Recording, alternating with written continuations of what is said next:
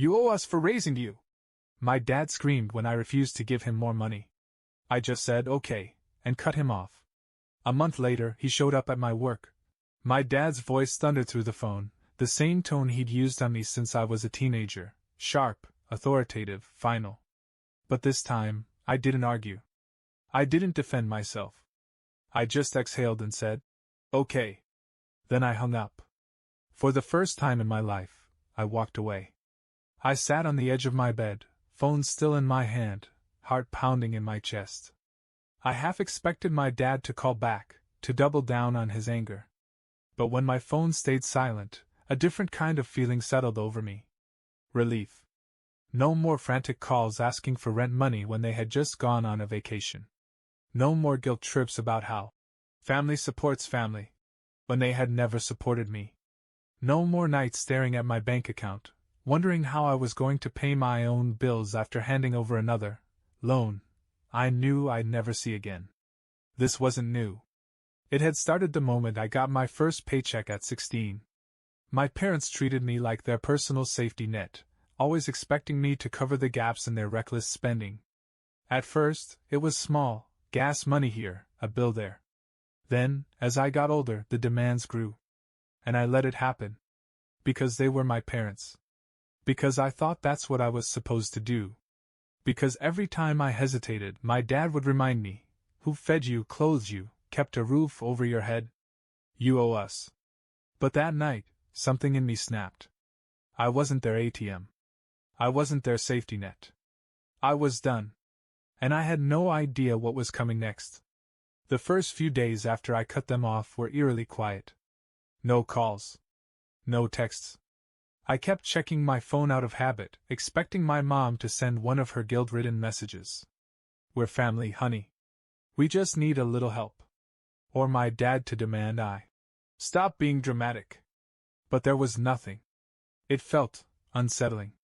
I had spent years conditioned to respond to their every financial whim. Whenever they needed money, I gave it, sometimes without even questioning it. The silence now was like standing in a familiar room only to realize all the furniture had been rearranged. I should have felt guilty. Maybe even a little afraid of what would happen next. Instead, I felt something else. Free. For the first time in years, my paycheck was mine. I didn't have to mentally subtract a portion of it before I even got paid, knowing it would go straight to them. I paid my bills on time. I bought myself groceries without calculating if I could afford to send them a few hundred extra. Just this once. I even went out for dinner, something I hadn't done in months. The weight on my shoulders had always been there. I just never realized how heavy it was until it was gone. But peace never lasts long when you're dealing with people like my parents. And a month later, my father proved that. In the worst way possible. I was halfway through my shift when I heard my name. Where is he? The voice was unmistakable, sharp, commanding, and laced with barely contained anger. My stomach dropped. I turned from my desk just in time to see my father storming into my workplace, his face red with fury. Behind him, the receptionist hurried to catch up, looking flustered. Sir, you can't just barge in here. I need to speak to my son. My dad snapped, his eyes locking onto me. My coworkers, people who had no idea about my family drama, stopped what they were doing to stare. Conversations died. Phones remained unanswered. It was as if the entire office had frozen, watching the scene unfold. I stood up slowly, forcing myself to remain calm. Dad, you can't be here, I said evenly. His lip curled.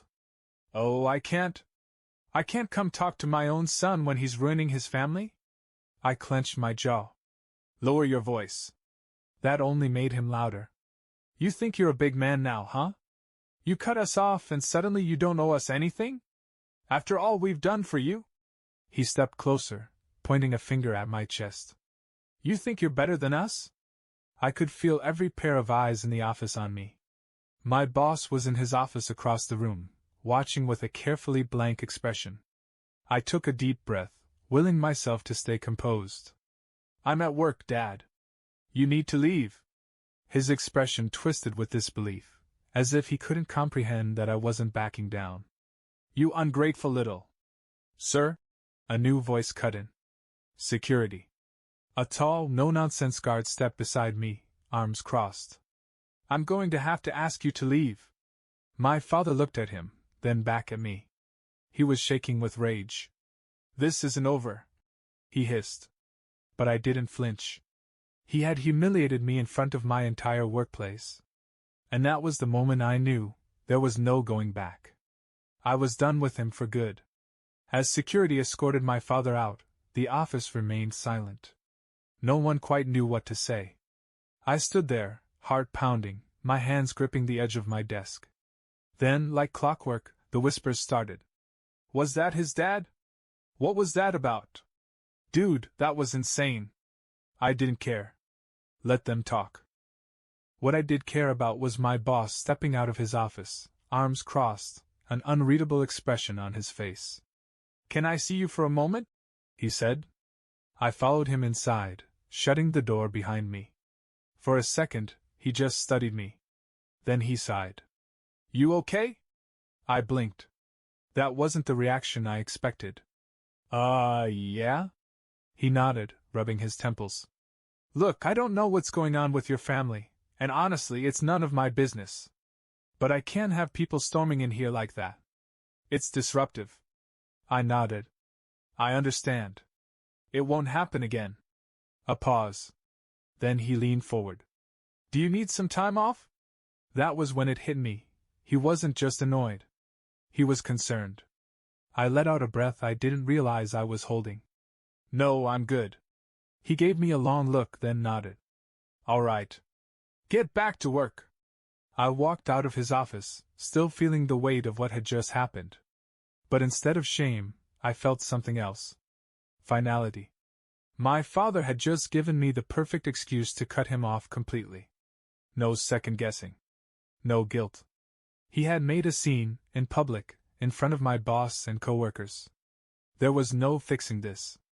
And for the first time, I was truly okay with that. The moment I sat back down at my desk, my phone started buzzing.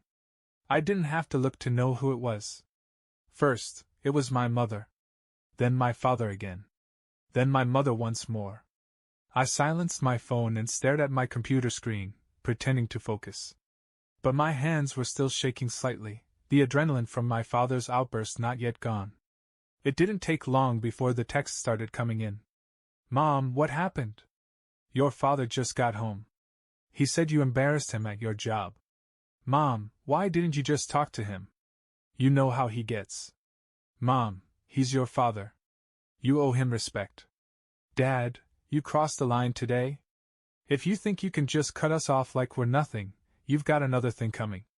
I exhaled slowly and locked my phone. I was done engaging. For the rest of the day, I threw myself into work. My coworkers were watching me, some of them sneaking awkward glances my way, but no one outright asked me about what had happened.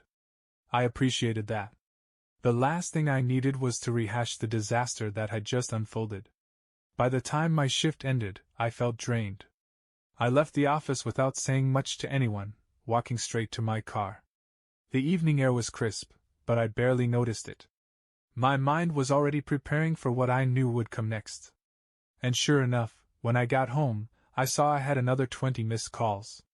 This time, from extended family. Uncle Robert, hey, I just got off the phone with your dad. What's going on? Cousin Jake, dude, your dad is saying you disrespected him at your job? Aunt Carol, sweetheart, whatever this is, it's not worth breaking up the family over. Just call them back. I clenched my jaw. This was their pattern. Whenever I set a boundary, my parents made sure to get the entire family involved. They played the victims, twisting the story, making it seem like I was the unreasonable one. Like I had betrayed them. I wasn't falling for it this time. I set my phone on the kitchen counter and ignored it. Instead, I made myself a real dinner, something I hadn't done in months. I wasn't living off ramen and frozen meals anymore, scraping by because I had to send money to my parents before paying my own bills. This time, I ate without guilt. I was finally free. But my father? He wasn't done yet. The next morning, I woke up to a barrage of messages. My father had clearly spent the night stewing in his anger, and now he was doubling down. Dad, you think this is over? Dad, you humiliated me in front of strangers like I'm some beggar. After everything we've done for you. Dad, you need to come over and apologize. We'll talk about how you're going to make this right. Mom, just call him. Please. He's upset. I stared at the messages, unmoved. It was almost funny. My father had stormed into my workplace, made a public spectacle of himself, and now he expected me to apologize? Not happening. I left the messages unread and got ready for work. When I arrived at the office, things felt different. My coworkers still threw occasional glances my way, but the awkwardness from the day before had faded. Business went on as usual. That is, until around noon. I was at my desk when my manager walked up. Hey, he said, his tone casual but firm. Can I talk to you for a second? I nodded, standing up and following him into his office. The door closed behind me, and he gestured for me to sit. Listen, he began. I wasn't going to bring this up, but your father called the office this morning. I blinked. What? My manager sighed, rubbing his temples. Yeah. Apparently, he demanded to speak to my boss, wanted to explain what happened yesterday. I felt my stomach drop. He called corporate? I asked. He tried. My manager confirmed. But luckily, I got the call first. I shut it down before it could go anywhere. I exhaled, relieved but furious. How far was my father willing to go? My manager leaned back in his chair. I'm not here to judge your personal life, but I need to know, is this going to keep happening? I clenched my fists. No. I'll make sure of it. He nodded. Good. Because I like you. You do good work. But if this keeps up, it's going to become a problem. I understood what he was really saying. I was on thin ice. Not because of my own actions, but because my father wouldn't let this go. I walked out of his office feeling a mix of anger and humiliation.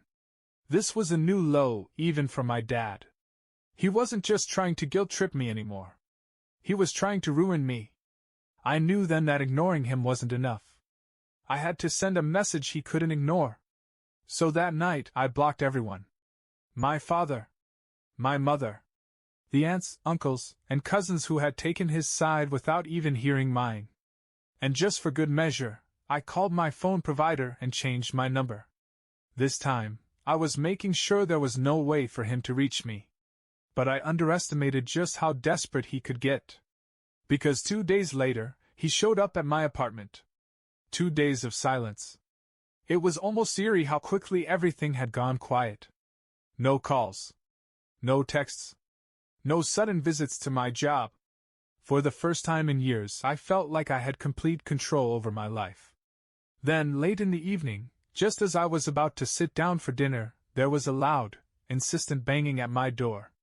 I already knew who it was before I even checked the peephole. My father. I sighed, debating whether to ignore it. But something told me he wouldn't leave quietly. When I opened the door, he was standing there, arms crossed, face twisted with frustration. He looked like a man who had spent 2 days stewing in his own anger, waiting for the moment he could unleash it. You changed your number? He asked, voice low and controlled. Yes. His eye twitched. So that's it? You think you can just erase us? I folded my arms. I think I can choose not to be treated like a walking ATM. That set him off. You owe us, he snapped, stepping forward. Who raised you? Who put food in your mouth, clothes on your back? You wouldn't have any of this without us. He gestured wildly at my apartment, as if he had built it brick by brick. I took a deep breath. I had heard this speech 1,000 times. I never said I wasn't grateful for being raised. I said, voice steady. But that doesn't mean I'm indebted to you for life. That's not how this works. His face darkened. You think you're better than us now, huh? Got your little job, your little apartment, and suddenly you don't need your family? I clenched my jaw. You made it clear a long time ago that family only matters when it benefits you. His nostrils flared, his fists tightening at his sides. For a second, I thought he might actually try something. But instead, he exhaled sharply, shaking his head. "You'll regret this," he muttered. "One day, when you're all alone, when you need help, you'll remember this moment. And you'll realize how selfish you were." I met his gaze, unwavering. "No, Dad. One day, when you really need help, you'll realize how selfish you were." His expression flickered, just for a second. Like he had actually felt the weight of those words. But then, just as quickly, the anger returned. "Don't bother crawling back when life humbles you." He spat before turning on his heel and storming off. I watched him go, waiting for the usual pang of guilt to hit me. But this time? It never came. I closed the door and locked it. And for the first time, I knew, really knew, that I was finally free. After my father left, I expected some kind of fallout. I braced myself for more phone calls from extended family, for angry emails, for sudden knocks at my door in the middle of the night. I had seen how my parents operated for years. When guilt didn't work, they escalated. When that didn't work, they played the victim. But this time? Nothing. A week passed. Then 2. Then a full month. It was like they had finally realized I wasn't playing their game anymore. At first, it felt weird. I had spent my entire adult life tied to them, weighed down by their demands, shaping my financial decisions around their constant emergencies. Now my money was mine. My time was mine. I paid my rent without worrying if they needed a little extra.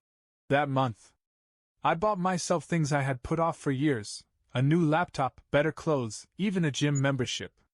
Not extravagant, but things that made my life better. I even started saving for the future. For my future. For the first time, I wasn't just surviving. I was living. Then, out of nowhere, I got a message from my cousin, Rachel. "Rachel, hey, I know things are bad with your parents, but I thought you should know." She sent a screenshot. It was a Facebook post from my mother. A long, dramatic paragraph about how some people forget where they came from. About how families should stick together. And how certain ungrateful children throw away the people who raised them the moment they don't benefit from them anymore. At the bottom, dozens of comments from relatives chiming in. "So sorry you're dealing with this, sis. He'll come back when he realizes he needs you. You did your best raising him, but some kids just don't appreciate anything." I stared at the screen, feeling nothing.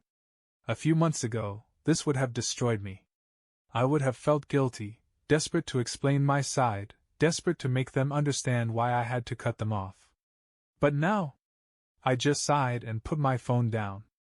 This was their final attempt at control, a last-ditch effort to rewrite the story so that they were the victims and I was the villain.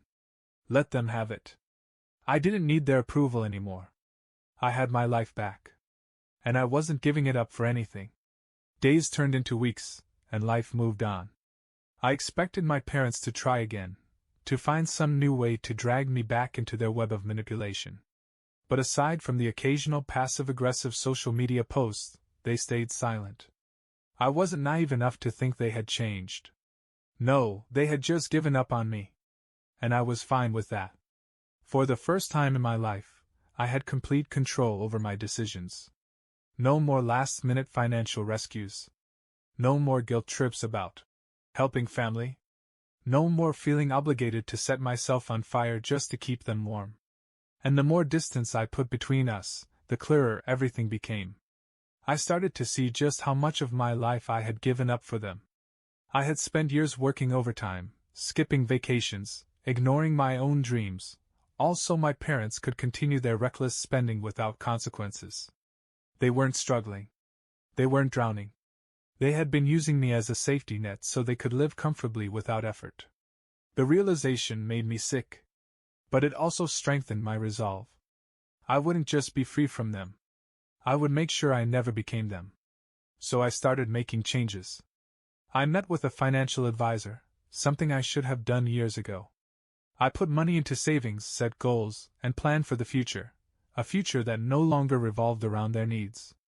I reconnected with friends, the ones I had drifted away from because I was always too exhausted or too broke to go out. I built new routines, focused on my health, and even picked up a few hobbies I had long abandoned. Most of all, I let go of the guilt. For years I had believed that cutting them off made me a bad son. That I was supposed to sacrifice for them no matter how badly they treated me. But now I saw the truth. I wasn't a bad son. I was just finally choosing myself. And that was something they could never take away from me again. Months passed, and the absence of my parents in my life became my new normal. No more surprise visits. No more guilt-ridden texts. No more scrambling to cover their financial mistakes. At first, I thought I'd feel empty without them, like something was missing. But the truth? I had never felt lighter. One evening, as I sat on my balcony with a cup of coffee, watching the city skyline, I thought about everything that had happened. How different my life was now. I no longer flinched when my phone rang, worried it was another demand for money. I no longer spent nights lying awake, stressing over bills that weren't even mine. I was finally living for myself. Then, out of the blue, an email popped up on my phone. Subject: Are you happy now? I already knew who it was from. My mother. For a second, I debated deleting it without reading. But curiosity won. It was exactly what I expected, more emotional manipulation. Mom, I hope you're happy with what you've done. You abandoned your family. You let your father suffer. We had to make hard choices because of you. But I guess that doesn't matter, does it? Mom, one day you'll regret this. One day, you'll realize you needed us. And by then, it'll be too late. I stared at the screen for a long moment. Then, without hesitation, I deleted the email. No response. No anger. No guilt. Just peace. Because the truth was, I didn't need them.